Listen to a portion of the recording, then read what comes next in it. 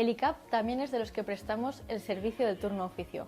Muchos de los miembros de nuestra candidatura hemos estado o estamos adscritos a este servicio y por ello tenemos que reivindicar en primera persona una mejora sustancial, como por ejemplo el pago puntual de las actuaciones, la creación de nuevos módulos y por supuesto la mejora de los ya existentes. Por eso son prioridad para nosotros las siguientes medidas.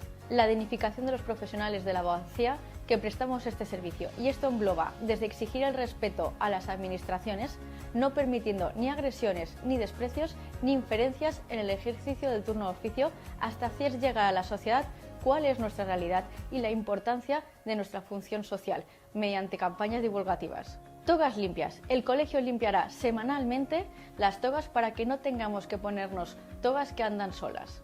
Mejora de las condiciones económicas, porque no tenemos que permitir que a veces los costes de ejercer el turno sean superiores en su retribución. Por ejemplo, trabajaremos para establecer convenios con comisarías, juzgados, puertos, aeropuertos, para garantizar plazas de parking gratuitas para el turno. Trabajaremos para el pago de la disponibilidad, mejora y creación de los nuevos módulos. En vallejonavarro.cat encontrarás todo nuestro plan de gobierno en materia del turno oficio. El ICAP es tuyo.